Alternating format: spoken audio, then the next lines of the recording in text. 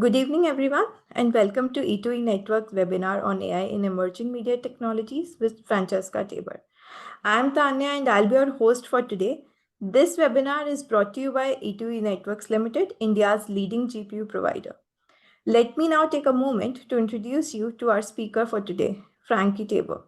Francesca Tabor, affectionately known as Franki, is an AI educator, innovator, and consultant with over 15 years of experience at the intersection of emerging technologies, creative industry, and business strategy.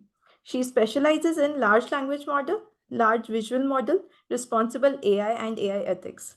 Her expertise in leading large language model training projects, product management, IT project management, and AI-powered event management sets her apart in the field. Now on to the main event. Franki, over to you.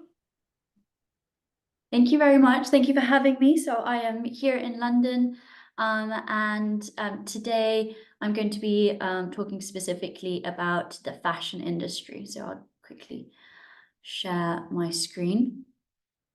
So I've got a community called Fashion AI, which has 27,000 followers who take part in weekly AI fashion competitions using things like Midjourney, Leonardo, Stable Diffusion to create new fashion designs. I've spoken in Sri Lanka, all over the world around AI and fashion. And of course, fashion is quite a broad topic, as you will come to find today. So first, looking at the luxury fashion industry, how is that going to be impacted? So originally, fashion trends were defined by thought leaders and tastemakers, and they were defined almost years in advance, and then runways and fashion shows would then announce to the world these are the trends. That has changed quite significantly with social media. A number of these old elites are no longer the sort of tastemakers of trends. So what causes some luxury fashion brands to survive and proliferate? Because these are really old institutions that have had to adapt over the times and go through various different economic crises, wars, and survive and rebrand themselves. And what causes some of them to decline over the decades?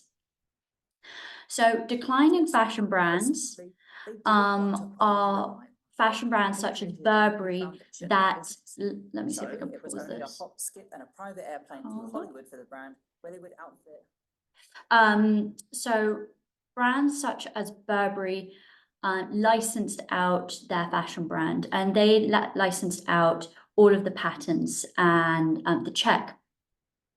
And they created these diffusion lines, so a cheaper version of the Burberry fashion line. So one was in Spain, and then also in Asia Pacific more generally. And what happened is the products that were made more cheaply then found its way back to the UK market, and then started to adorn what British people affectionately call chavs or chav culture, who are sort of the football hooligans, all of these C-list celebrities who stay out late and drink a lot and take drugs and things, and really started to taint the brand overall. So this is an example of what a brand should not be doing. It shouldn't be licensing out its brand and cheapening the brand. And so if we look at now generative AI, there are lots of artists and creators who can put text prompts and create an example of like a Balenciaga or a Gucci or a Louis Vuitton, and create a new form of fashion and start to cheapen the brand. So we might get brand dilution and even copyright issues as people start to create products and then create even more kind of counterfeit goods. We've seen a rise of different platforms where you can buy secondhand goods, and often you'll find a lot of counterfeit goods posing as the real thing on these secondhand platforms. So these are some of the risks that luxury fashion brands have to contend with AI and generative AI. Now, looking at ways that fashion brands can really survive and thrive in this space. So luxury fashion brands need to hone in on their heritage, on their craftsmanship. They need to make sure that the artisan skills survive and are passed down through the generations, so that they can focus on quality and luxury. And of course, those things can't be replaced by AI. And the next thing they can do is focus on the creative aspects to really show themselves as exclusive art pieces. So they can invest in great creative directors who have a lot of vision and aren't just thinking about the fashion pieces, but thinking about the overall concept of a fashion store, or collaborating with a very well-known artist. So this is an example of a collaboration between Yayoi Kusama and Louis Vuitton. And what can then be done with generative AI? Here's an example that my team at Fashion AI created, where we created a product line inspired by Yayoi Kusama. So we created shoes and handbags and fashion with all sorts of funky shapes. And then we also created the pop-up store. What would that look like? The interior design, the architecture of that store, to make the whole thing as cohesive as possible. So with generative AI, these luxury fashion brands can begin to collaborate with artists and create these unique, exclusive collections.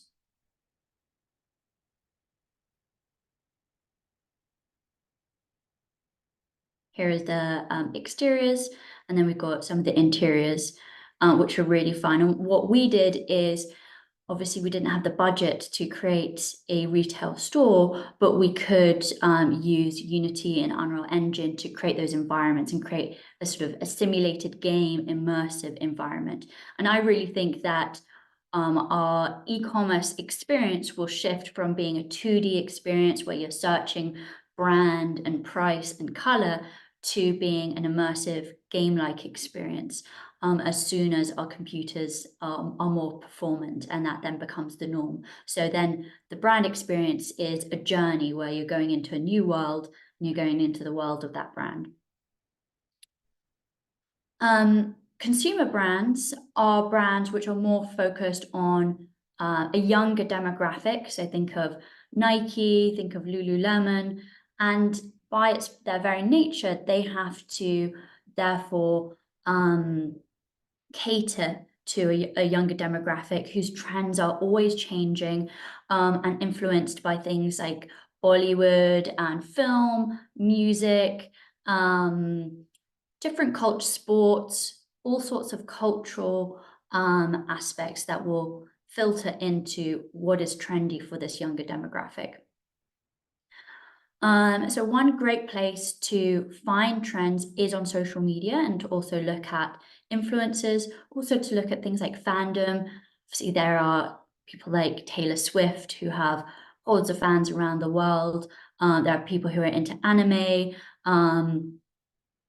For example, here we've got the Harajuku Japanese streetwear culture. And this came out as quite a phenomenon at the Harajuku culture. And the reason why it was so controversial at the time is Japanese people in general are very polite and quiet and reserved, and they conform a lot to certain different rules. And so this was a new emerging rebellious culture that emerged, this streetwear culture, because young people weren't able to get jobs in traditional enterprise. So they became freelance, creatives, digital nomads, and started to embrace that and their creativity and their freedom. And that was then expressed in what they wore. Also at the time, there was a lot of influence from America and the sort of individualistic spirit that Americans have, which also contributed to the Harajuku culture. So this just goes to show that what we wear, especially when it comes to young people are trying to express who they are as people, what their values are, and it goes a lot deeper than than just a superficial what they're looking like and trying to fit in and to be socially acceptable. It also touches on politics, culture, and so you really have to understand the times. You have to listen to music, understand the lyrics, understand the spirit of the times. What are their challenges as young people, and what are they aspiring to be? We all know that young people nowadays, they aspire to be influencers on YouTube and to go off and be independent in that way. Not everyone, but a large majority of young people do. And then there are tastemakers. So you'll have celebrities on Netflix who are defining the trends as well on TikTok, etc. So with AI, you can scrape data from social media platforms, and then you can use social listening and natural language processing and classifications to start to identify intent. If you are a marketeer, you can start to segment your users, and you can segment users obviously by demographic, which tends to be their geography. So where are they in the world? Are they single? Are they married? What age are they? Those are all of the qualities of demographics. And then you've got psychographics.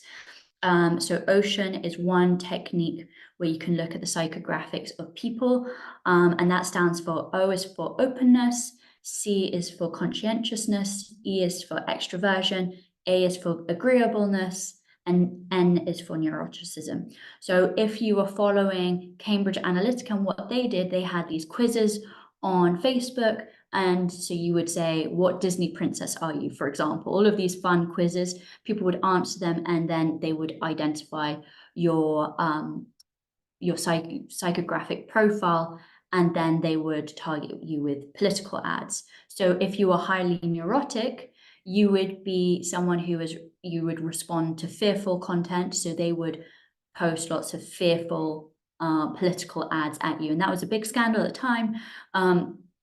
However, for marketing, it can be quite helpful for understanding your audience. Style Lumia, they do this already really well. So they will take the shape of the garment and then combine it with the trend or the print. So it might be a color or a print, and then create the final output. So this is an example of big data and trend data being used to create new fashion designs. And then, of course, you can A/B test this. You can either create ads, you can get influencers to promote these designs and see what the response is before putting things into production. Here's an example of real-time video try-ons, which uses pose estimation. You already see the nascence of this technology with things like filters on Instagram. And in general, kind of the virtual try-on technology is very good at understanding our face. So it's really good at, a virtual try-on sunglasses or lipstick or earrings or a hat, because we use our mobile phones and it understands our face. When it comes to the full body, where you have to place your mobile phone further away, and it would probably be better with a smart mirror, with a mirror with a camera in it, that then really needs to understand your full body, and you need to therefore be wearing sort of clothing where you can see the shape of your body, you can see the movement, because it uses pose estimation to therefore place the garment on you. And what's really hard to do is to get the garment to move naturally. So if it's a heavy garment, you want the physics of the movement of the fashion to move like it's a heavy garment. But if it's silk and it's floaty, then you need the physics to change slightly. And what you certainly don't want to do is you don't want someone to be walking and then their leg to sort of come out of the clothing.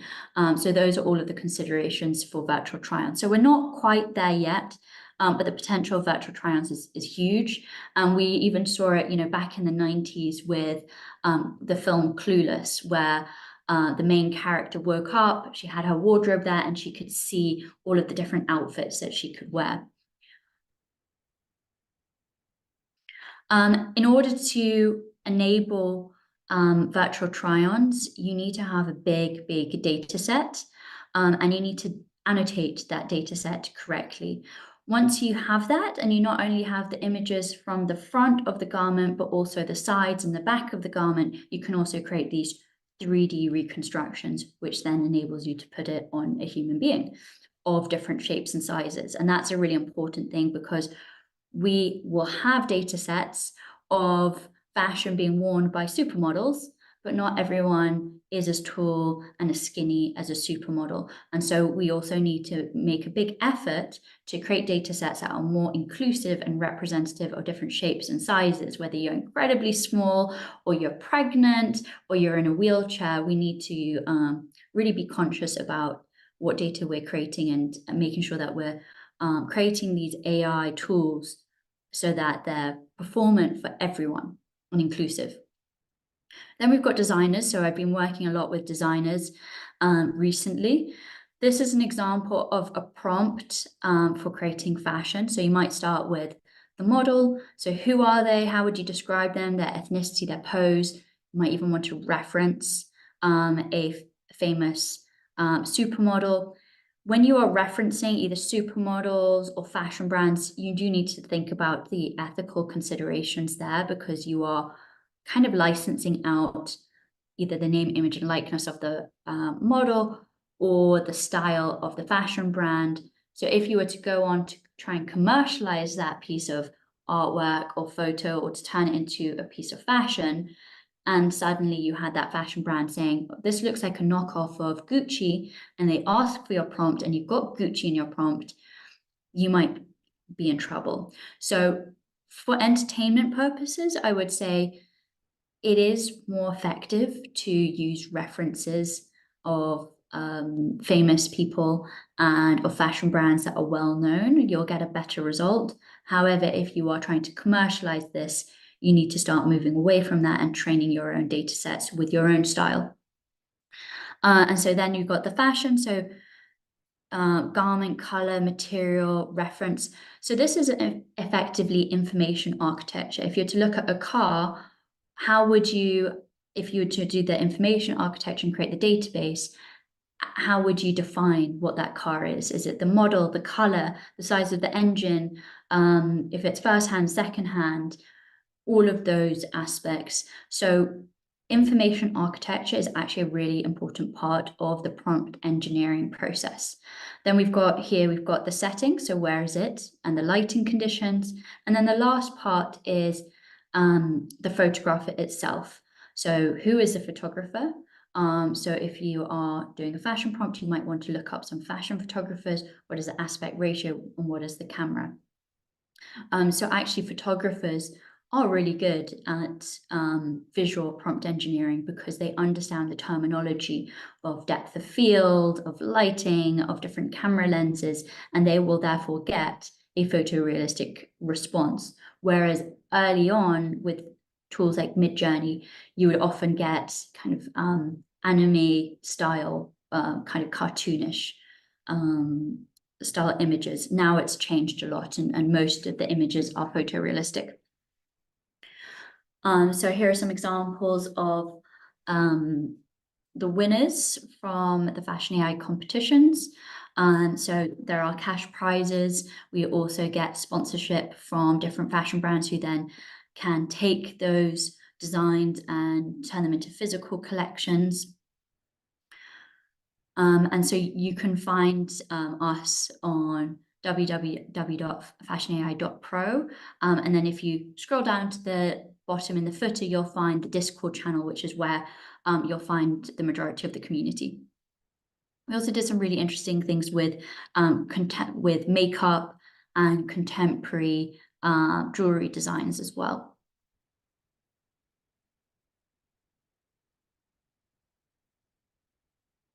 And here are a selection of different images and the prompts. This was from a sort of underwater competition that we did, which was themed Atlantis.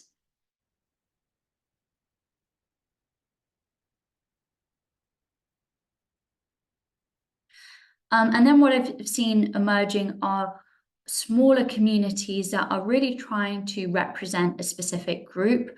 So in this case, it was the African creative AI community.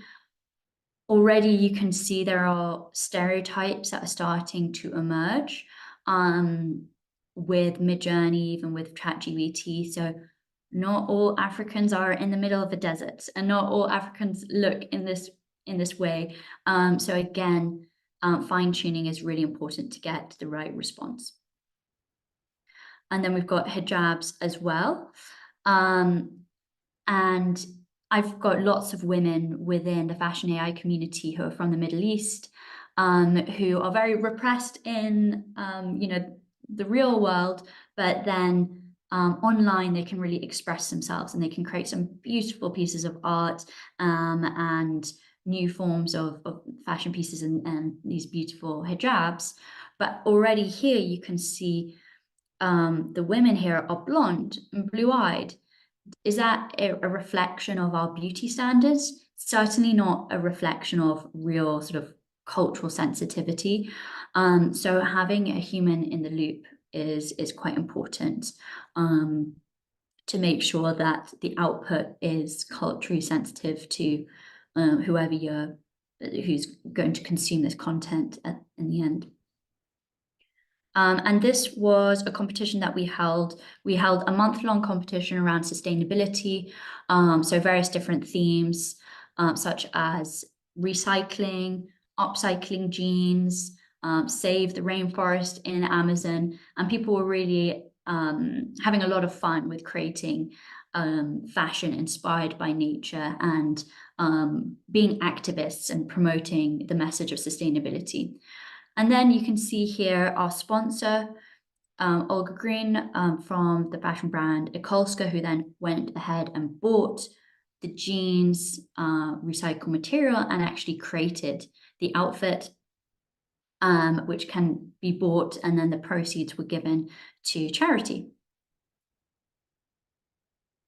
Some other tools for designing fashion include Refabric, which is great for fashion brands because they're collaborative elements, and you can also fine tune Refabric if you're a fashion brand. You can also go in and create specific textiles and textures and patterns.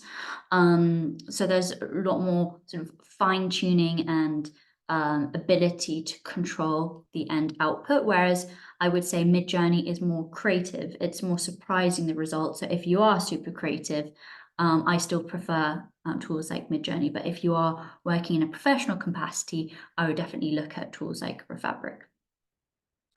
And then there is New Arc AI. So this uses what's known as in painting. So you can see a sketch here, and then it is in painting within the sketch, the colors and maybe creating various different variations, which then can kind of go out and people can vote on what they like, and you can A/B test those designs. So this most probably uses Stable Diffusion and ControlNet under the hood to create these results. After that, once you've got the images, you can animate them with tools like Pika Labs. And if you look at this video in particular, you can see where the light is coming from. You can see it reflecting off the dress. You can see how light the clothes are, and even the hair of the model is moving. And this just goes to show how advanced these tools are becoming. And this is just the first incarnation. We haven't even seen Sora yet, so that it'll be really interesting to test this out with Sora, if it can take an image from Midjourney, let's say, and then animate it. And then here's an example of a digital fashion show using Stable Diffusion and runway ML and compositing and pose estimation. So they had various different models. They used pose estimation to composite on the fashion, and then they created lots and lots and lots of images in order to create this video where it's mixed reality with a kind of a film of a real fashion show with these AI models and AI fashion being shown. This was created about a year ago. So again, we've come on a long way from this, but this is a great example. Next, we've got prints. So with Midjourney, you can create seamless tiles, which is really important because you need the print to seamlessly repeat in order to be an effective print. So tile is one parameter that you can use. Then you can use stylize. So here you can see the prompt was woodblock print of folk art, geometric design.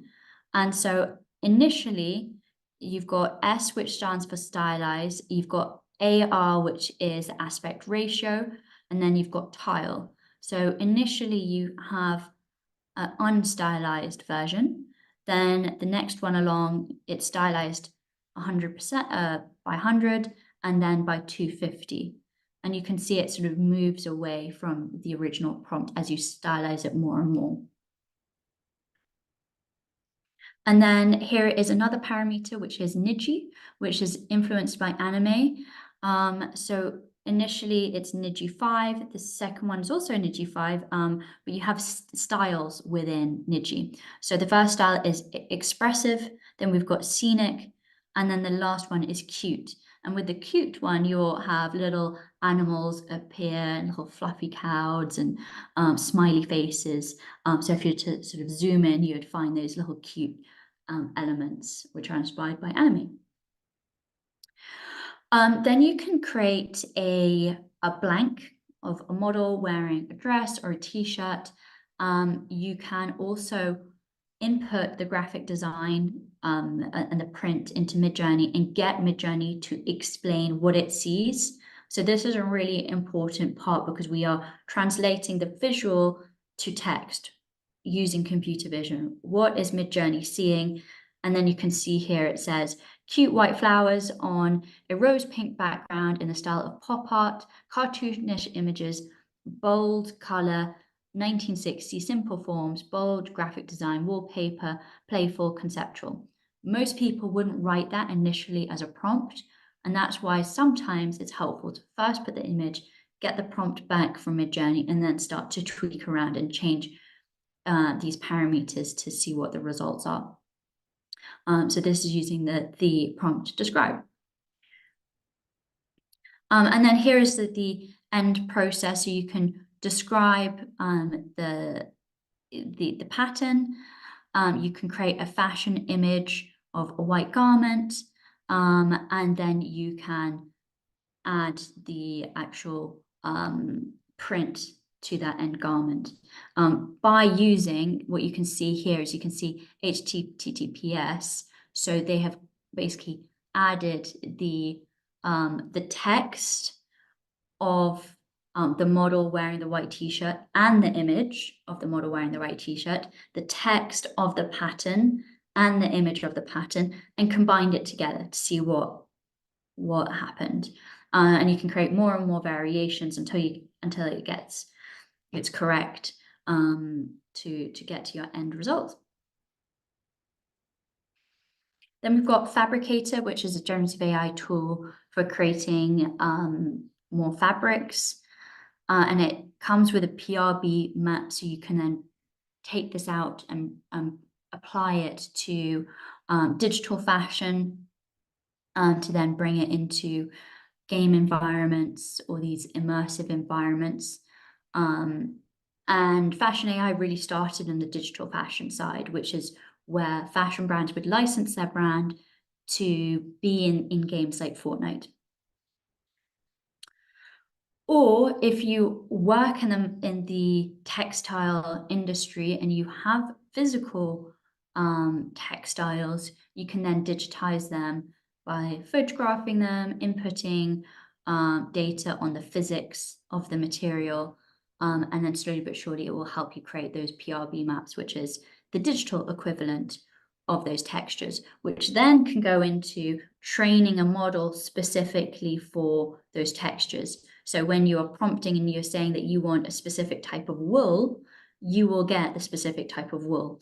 The issue with most of these tools today is it doesn't understand the full length and breadth of fashion terminology. It doesn't understand all the different colors. It doesn't understand all the different materials. So we still need to go in and fine tune these tools to be accurate and responsive.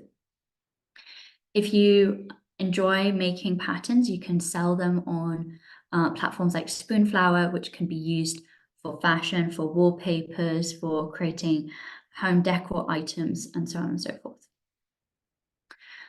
You can also find a micro factory like Cornet to print out the pattern. Next, let's have a little look at manufacturers.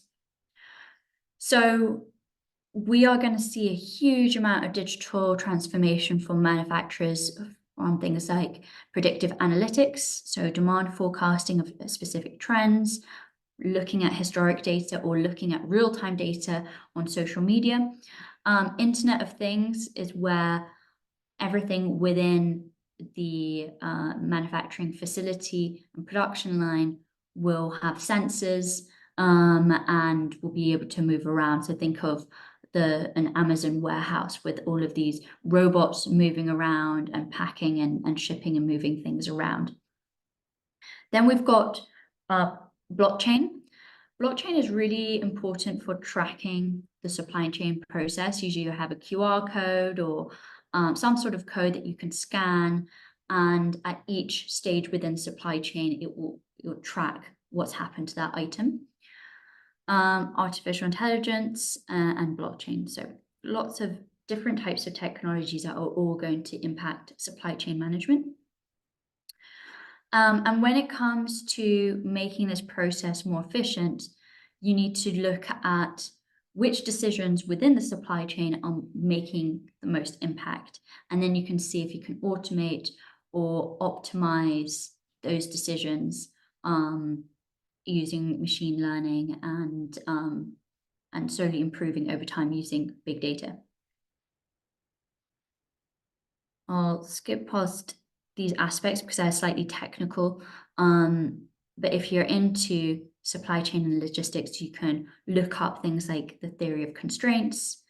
And then you can move from the theory of constraints to looking at the information supply chain. So we're not only talking about, when we're looking at the supply chain, we're not only looking at the movement of physical goods, we're also looking at information flowing. And we need to make sure that the information is correct as it moves from one department to the next, to the next, to the next. And that it's frictionless and that it's real time. And it's not manual, it's all automated, using things like computer vision and so on and so forth.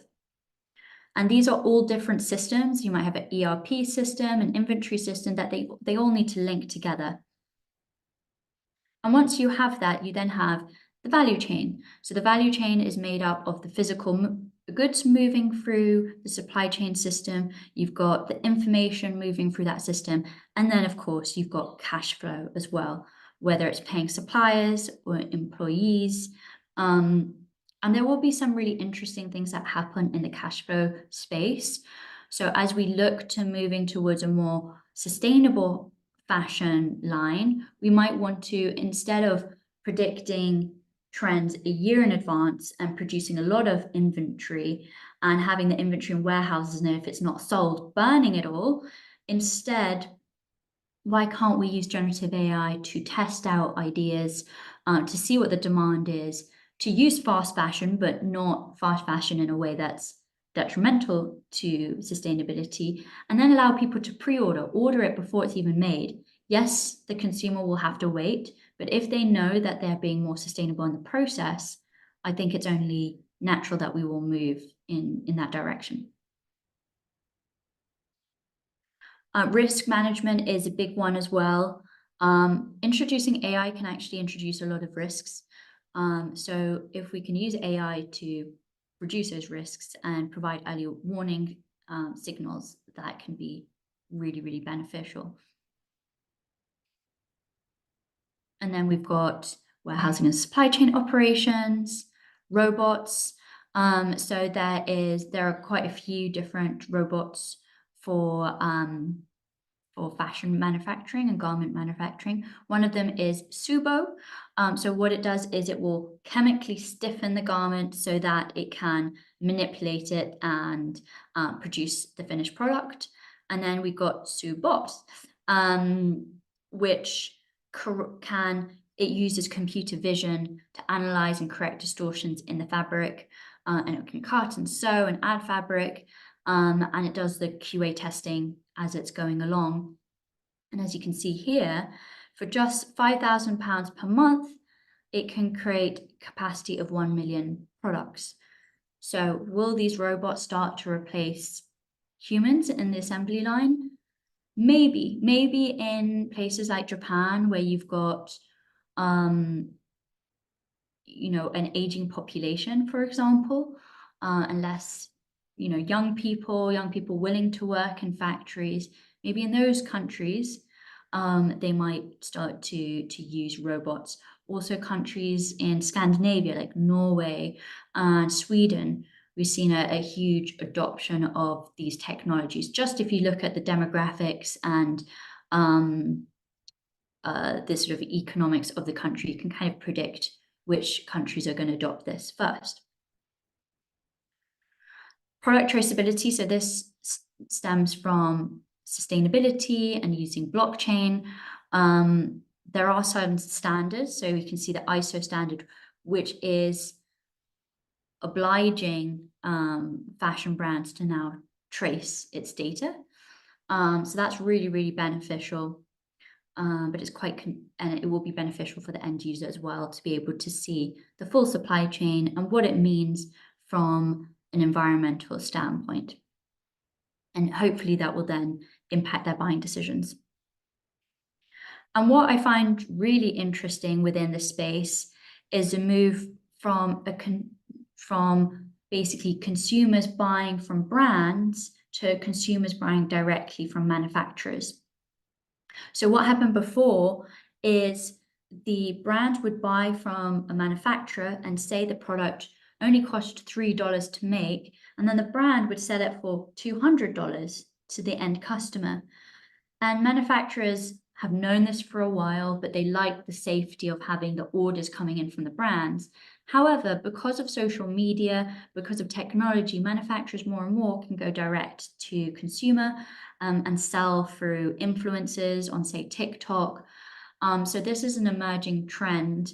And you even have some manufacturers that are going as far as to create their own brands. So Halara is one example.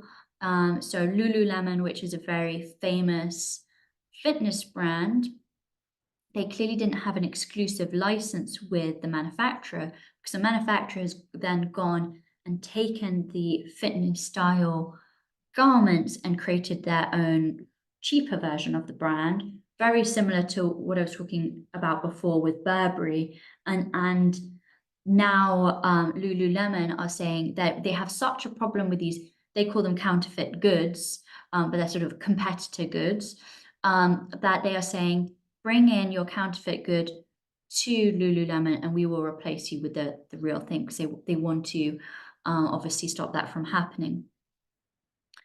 But of course, this is a huge opportunity for manufacturers, because they then can grow in profit and revenue, and that then goes back to their workers, and they can increase the wages of their workers. So if you're looking at CSR, corporate social responsibility, it's also about looking after people. And if you increase wages, it means that their workers can send their children to school or better schools, having health insurance, all of these elements, which are also a really important part of the CSR objective. Shane is a really good example of a company that uses big data and trends to very, very quickly create these new garments in response to trends. However, they have had issues where they have produced a necklace, for example, with a swastika on it, and the swastika is, symbolizing the Nazi movement. They've also created praying mats, not really understanding Islam or various different religions. And that goes to show that, yes, AI can do a lot, but humans still need to be in the loop. and especially humans who have high degree of emotional intelligence and high degree of cultural sensitivity of understanding different people's cultures, religions, languages, beliefs, in order to do quality control of the output of the AI.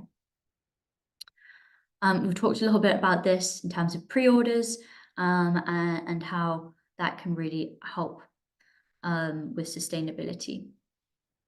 Then we've got R&D.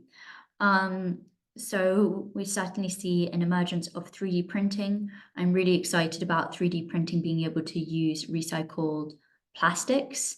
A lot of garments that get thrown away end up in Africa in these huge piles, which is an environmental hazard if the garment was made using toxic materials that they then either go into the air and they become a biohazard for anyone breathing it in, or it can leach into the water system and poison the water system.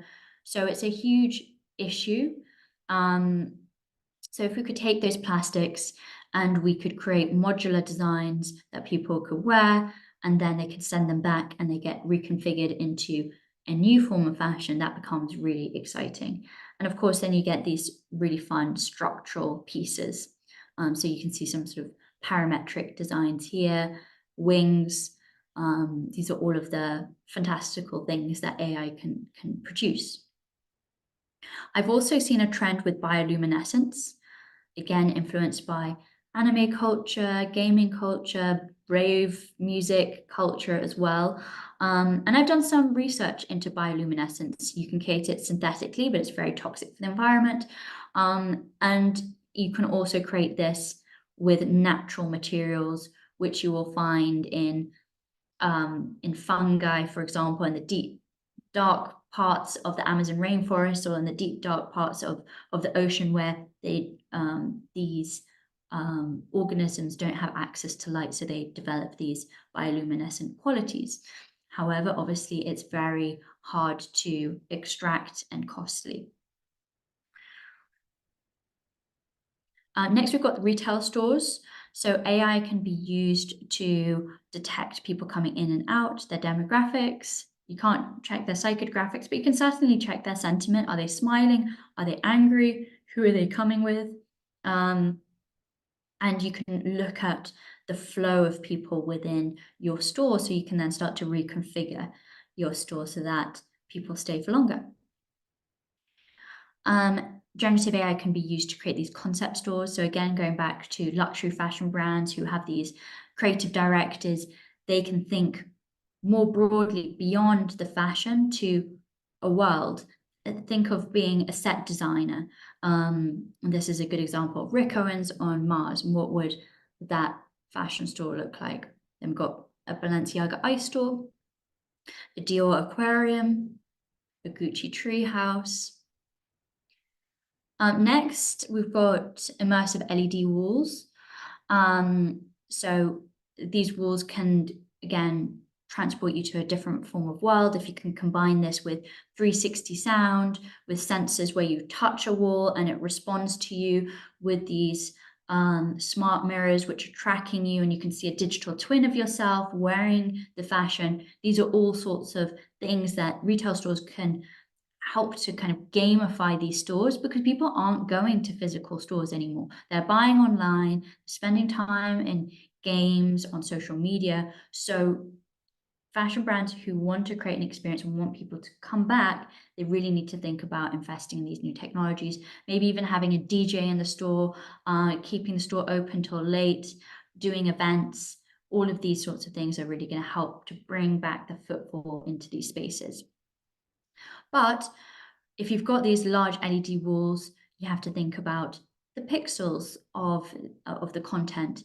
Most of the content that we produce today is very low quality for YouTube and performance and for our mobile phones and social media. So in order to scale that up, you can actually use generative AI upscalers to improve the quality and to recolorize things, and to even bring archive footage from the past, which is black and white, and turn it to color. So that's the benefit of generative AI for improving quality of these media assets. Then we've got e-commerce.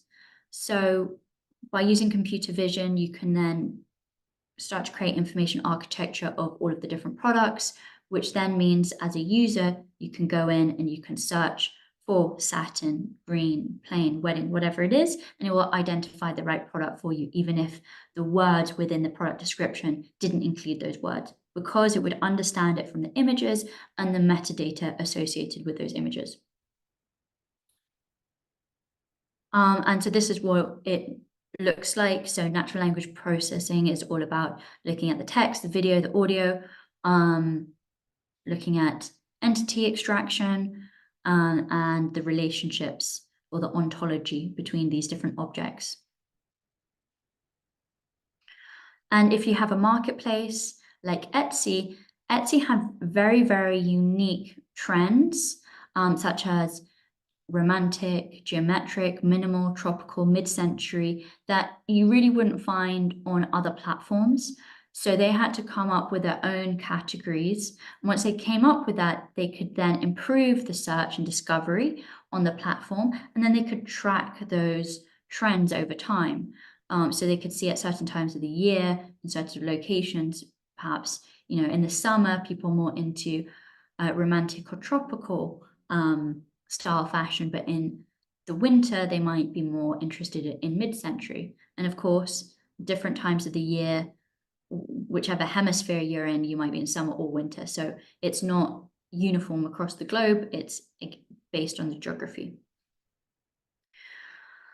And then we've got AI product recommendations. So as we move away from e-commerce search, we will move to chatbots where you can have a conversation with the brand and you can have products recommended to you. A really important part of this is retrieval augmented generation, or RAG, where it will use real-time data from databases to give you the correct information in terms of products and pricing. If you have the incorrect data, it will make up a product, it will make up a price, and it will bullshit really well, and you'll believe it. And then, of course, the customer service team will have to field all of those complaints from people who said, well, you said that this beautiful dress is going to only cost $2, and actually it's 3,000. What's going on here? Last but not least, we've got advertising. So you can start to use AI models.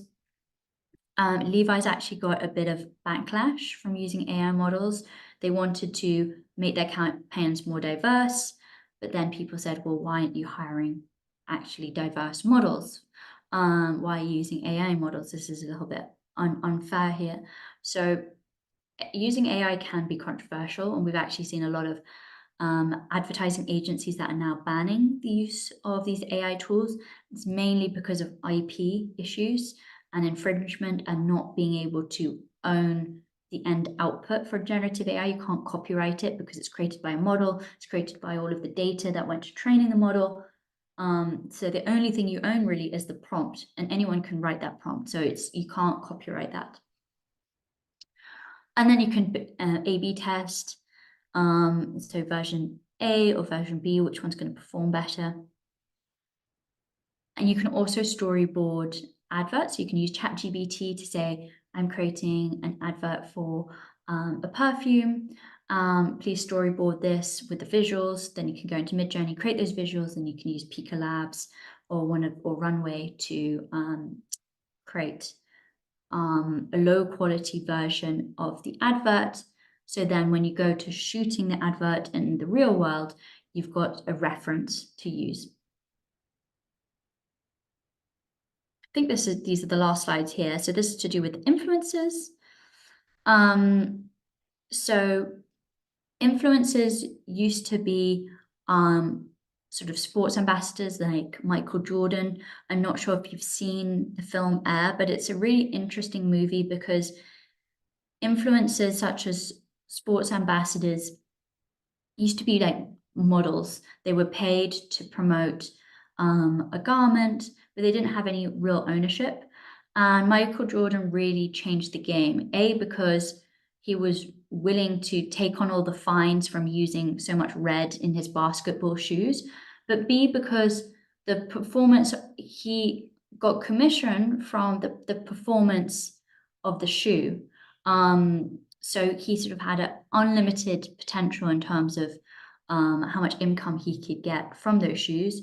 And some ambassadors even go as far to say as they want equity in the company itself. So the whole game has changed since Michael Jordan. And today we've got younger athletes who might get sponsorships at universities in the US, let's say. And before, if they were a athlete at a university, the university would own the name, image, and likeness and say what the athlete could and couldn't do. But the regulations have changed, so those athletes now own that name, image, and likeness, so they can actually do these brand deals a lot younger. And some of these young athletes will become the stars of tomorrow. It's very difficult to predict who, but you can work with them at a lot younger age. The next form of influences we saw were the TV reality stars like Paris Hilton and the Kardashians, who basically turned their homes and their private lives into a big brother, bringing in cameras and filming all aspects of their lives. And then we had Gen Zs who basically went ahead and did exactly the same things. They were documenting their lives, they were putting their lives on YouTube, but over time they realized that they were disadvantaged with working with brands because brands had creative control, brands could determine what the price was, they always had to negotiate with these brands. So these influencers started to source their own products directly from manufacturers. And they got a lot healthier profit from doing that by going direct to the manufacturers. Then they started using social live selling. And you've got some influencers here, which will literally show a product for 3 seconds and then move on to the next product and sell an absolute fortune. You can see some of the records in this. It's mainly in Asia Pacific, as opposed to in Europe or the US. You don't really see live social selling as much. And what we'll see with AI now is we'll see a move towards live AI avatars. As these influencers get older and they move from being teenagers to being in their mid-30s, married with children, but still having this following, why not license out their name, image, and likeness so that their younger self can stay young forever and cool and trendy and to continue to sell these products. Plus, these AI avatars, you can have a digital, like 15, 30, 100 different digital versions of yourself, digital twins, who are all speaking in different languages and maybe even having a one-on-one conversation with someone. So you are effectively cloning yourself. So if you have limited time, here is your solution. Some of the influencers who, this is Grace Beverly, she's now in her 30s. She is now selling her own brand. Then we've got virtual influencers like Little Michaela, Iman. They're doing deals with, say, BMW. And then the last part is brand licensing. So brand licensing is where you take a brand, like an anime brand, and then you can create the merchandise. You can take the anime characters and these cartoon characters and bring them to real life. You can license fashion brands into games. This is Fortnite and Louis Vuitton. You can use motion capture to have realistic fashion shows in games, in these virtual worlds. Ready Player Me is experimenting with generative AI to customize your own clothes in these games. And then, of course, you've got licensing between different brands and collaboration. So this is Burberry and British Airways and various different brand collaborations. And young people love the novelty of these collaborations. You also have the emergence of memes. So this is an example of licensing a film franchise like Harry Potter and creating a really fun meme for that. And then the last part is education. So where do we go from here? What are the jobs of the future? What are the skills of the future? I think that in future, pretty much every role will have AI in front of it. and Stanford are doing this project called Gaia, where it's basically saying, okay, well, if we're going to have general artificial intelligence, these are the things that AI needs to be able to do, but can't do yet.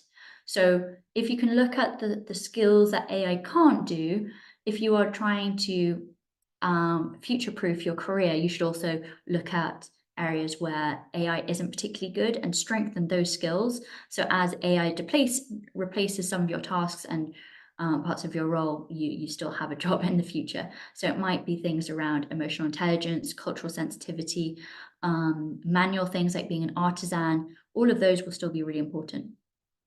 And that's it. So thank you so much for having me here today. And I am open to any questions that you have. Yeah, I think we have a question here for you, Francesca.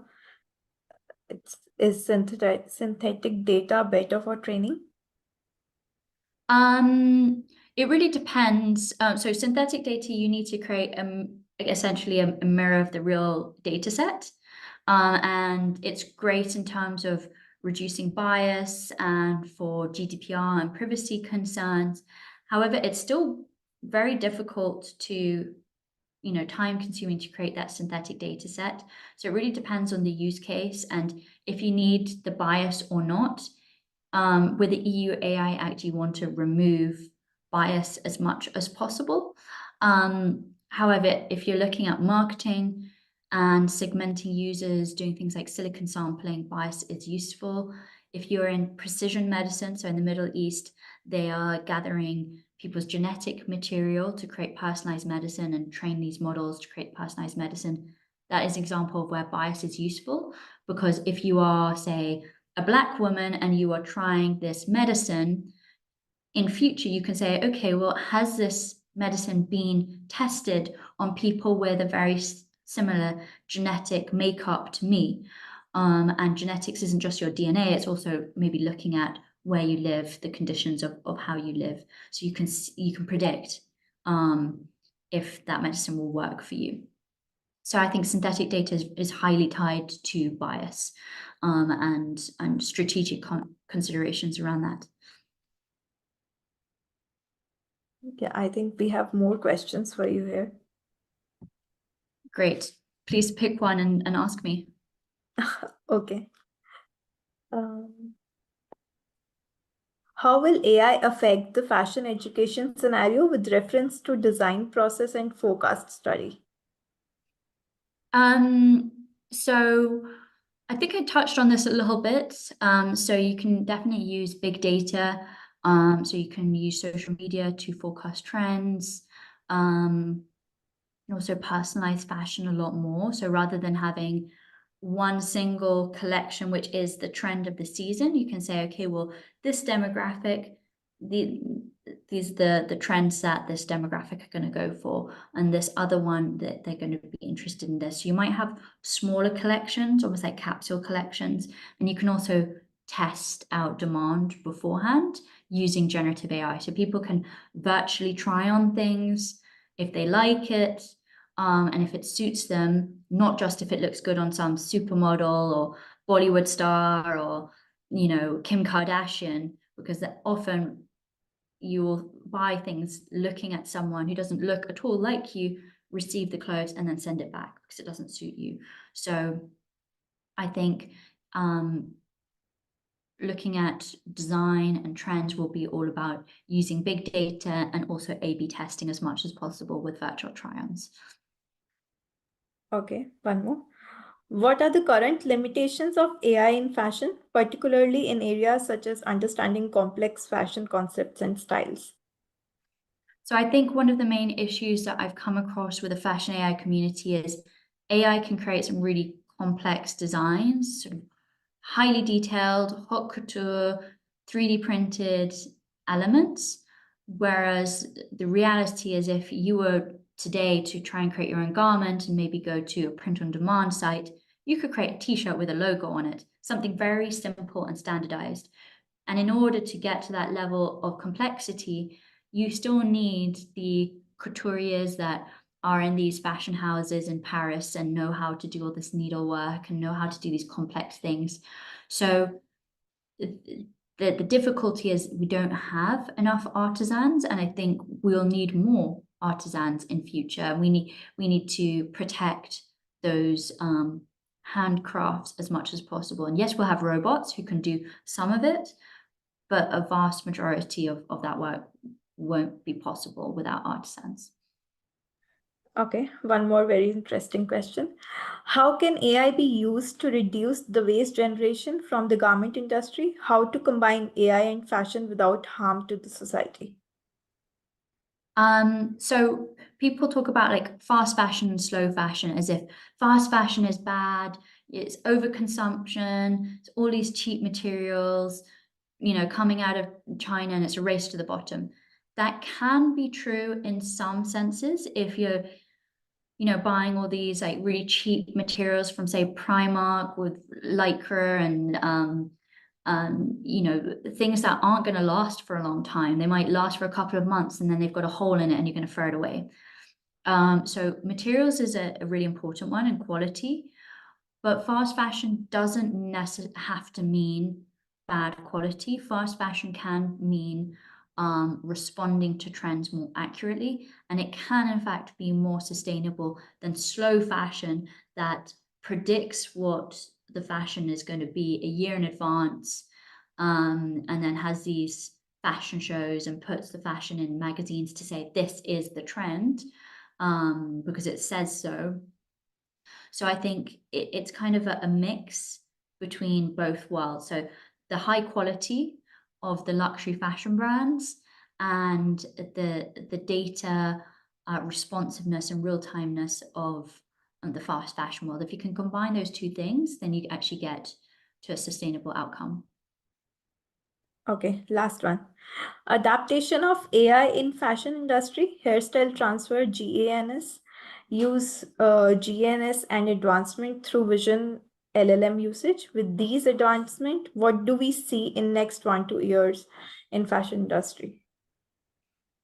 I'm not sure if I totally understand your question, but if you're talking about, image GANs, so I worked at Move AI, who do things like pose estimation, and motion capture. So, imagine you've got a mirror with computer vision and it does pose estimation. So you can be standing in front of a mirror and you can start to see clothes virtually on yourself.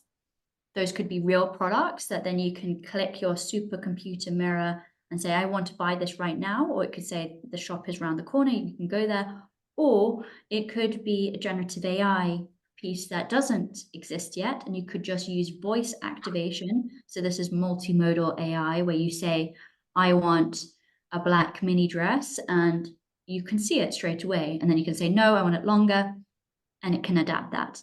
So that's like an image GAN with virtual try-ons, with computer vision, with smart mirror technology. And the real impact is when you start to combine all of these things together to create that full experience. But it's going to take a long, long time to get there, hopefully sooner rather than later. But I think that's when things will become really exciting, when we've got smart mirrors. Yeah, wonderful. Okay. A heartfelt thank you to Francesca for this insightful session, and a big round of applause for all of you who have joined us today and participated actively. Before you leave, we are eager to hear your feedback on today's session. Please take a moment to fill out our quick NPS survey. Your responses are incredibly valuable and will help us improve in our future webinars. Thank you so much. Please feel free to connect with me on LinkedIn. And yes, thank you for listening. While you fill the pool, let me give you an introduction to what we do at E2E Networks. E2E Network Limited is an India AI first hyperscaler from India focusing on providing advanced cloud GPU infrastructure. We lead the industry as a prominent cloud GPU provider, offering comprehensive range of NVIDIA GPUs, including HTX H100, A100, L40S, and L4. To know more about us, you can check out our website, e2enetworks.com, or if you want to get your hands on one of our GPU, you can sign up at myaccount.e2enetworks.com. I'll be posting both the links in the chat box for your reference. Thank you, everyone. That's all from us today. We hope you found this webinar valuable. Stay tuned for more such events from E2 Networks. Have a wonderful week.